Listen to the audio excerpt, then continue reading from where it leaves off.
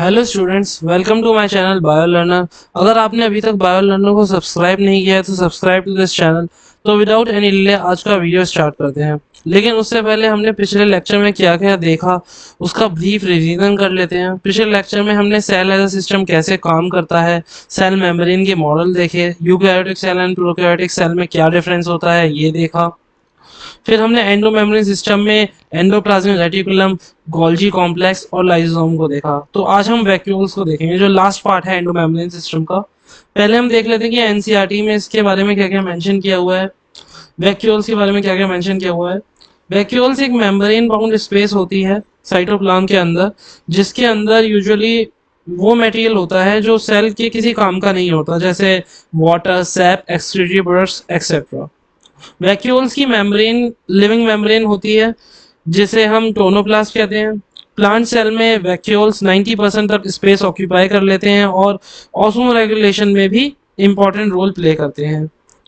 एक important point है tonoplast के रिगार्डिंग, तो उसे हम देख लेते हैं। टोनोप्लास्ट की वजह से जो कॉन्सेंट्रेशन ग्रेडियंट्स के अगेंस्ट जो बहुत से आयंस का मूवमेंट होता है वैक्यूल्स के अंदर एंटर करते हैं, वो भी हमें समझ में आता है। क्योंकि दोनों, और इस स्टेटमेंट से हमारे को ये भी समझ में आता है कि ये भी आइडिया लगता है कि वैक्यूल्स में आयन कंसंट्रेशन हाई होता है, तभी हमें कंसंट्रेशन ग्रेडियंट के अगेंस्ट हमें साइटोप्लाज्म से वैक्यूल के अंदर आयंस आते दिखते हैं। तो आई होप आपको समझ आ रहा होगा। तो ये एनसीईआरटी में थोड़ा बेसिस दिया हुआ है, बेसिक दिया हुआ है। अब हम सैप और किस सैप वैक्यूल्स क्या होते हैं, कॉन्ट्रेक्टाइल वैक्यूल्स क्या होते हैं, और किस किस बेसिस पे हम सेल वैक्यूल्स को किस किस टाइप में डिवाइड करते हैं वो देखते हैं। अब जो कंटेंट इनके अंदर होता है और इनके फंक्शन के बेसिस पे ये तीन टाइप्स के होते हैं: SAP vacuoles, food vacuoles and contractile vacuoles. एक अब इनमें से एक एक करके हम इनको डिटेल में देखेंगे, डिस्कस करेंगे। सबसे पहले सैप वैक्यूल्स को डिस्कस करते हैं। इससे पहले हम सैप वैक्यूल्स को डिस्कस करें, मैं चाहता हूं कि आप इस इन पॉइंट्स को नोट डाउन कर लें, क्योंकि वैक्यूल अभी जितना भी मैंने आपको बताया एनसीईआरटी से आप एनसीईआरटी पढ़ ही लेंगे। एनसीईआरटी रीड ज़रूर करनी चाहिए अगर आप नीट के एस्पिरेंट हैं या आप सीबीएसई बोर्ड के भी एस्पिरेंट हैं।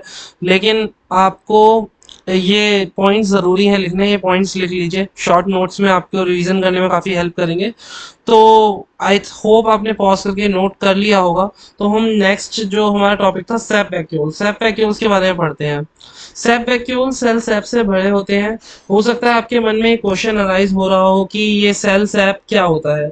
सेल सैप में हमें वैरायटी ऑफ मिनरल्स देखने को मिलते हैं, प्रोटीन्स देखने को मिलते हैं, एस्टर्स देखने को मिलते हैं, एल्कलॉइड्स देखने को मिलते हैं, टैनिन्स देखने को मिलते हैं, वाटर सॉल्युबल पिगमेंट्स जैसे एंथोसाइनिन, और बहुत से वेस्ट प्रोडक्ट देखने को मिलते हैं। ये बहुत सी चीज़ें होती हैं, वो सब ये सब आपको नोट भी कर लेनी है। मैं नेक्स्ट स्लाइड आपकी तरफ मूव भी कर देता हूँ ताकि आप वहाँ से नोट भी कर लो। शायद उसके अंदर मैंने मेंशन किया हुआ है जी, कि यहाँ पे मेंशन किया हुआ है कि variety of minerals, proteins, esters, alkaloids, tannins, water soluble pigments like anthocyanin and other waste products, ये सब देखने को हमारे को इसके अंदर मिलते हैं। तो ये एक इम्पॉर्टेंट पॉइंट हमने नोट किया यहाँ पे। इससे इसमें ऑस्मो रेगुलेशन में मैं आपको बता ही चुका हूँ कि इसमें इम्पोर्टेंट रोल प्ले करता है। इसे हम स्टोर हाउस ऑफ सेल भी कहते हैं और रिपोजिटरी ऑफ सेल भी कहते हैं। तो ये हमने सेल सैप वैक्यूल्स के कुछ इंपॉर्टेंट पॉइंट्स देख लिए। अब नेक्स्ट कॉन्ट्रेक्टाइल वैक्यूल्स के बारे में देखते हैं। देखिए, कॉन्ट्रेक्टाइल वैक्यूल्स का काम कुछ नहीं होता, बेसिक काफ़ी सिंपल सा इनका काम होता है। ये बस एक्स्ट्रा फ्लूइड जो मटेरियल होते हैं उनके कलेक्शन को देखता है, इकट्ठा करता है और सेल के बाहर छोड़ देता है। इसका बस यही काम होता है।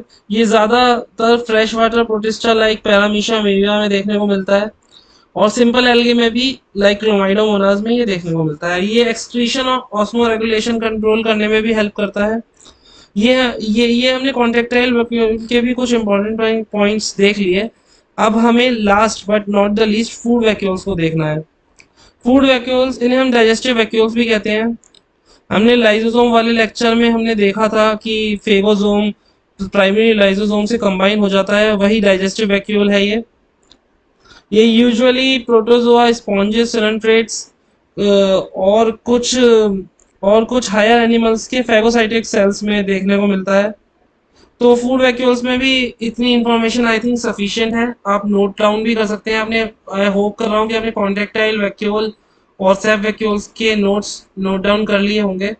अगर आपको इनकी पीडीएफ भी चाहिए तो आप मेरे को मैसेज या कमेंट सेक्शन बता सकते हैं, तो मैं उनका लिंक डिस्क्रिप्शन में दे दूंगा। So that's it. Food vacuole के बारे में भी इंपॉर्टेंट पॉइंट्स है, 3 पॉइंट्स आप लिख सकते हैं। सो दैट्स इट, हमने वैक्यूल के साथ साथ पूरा एंडोमेम्ब्रेन सिस्टम फिनिश किया। Thank you for listening and bearing me. Please like share and subscribe and thank you again.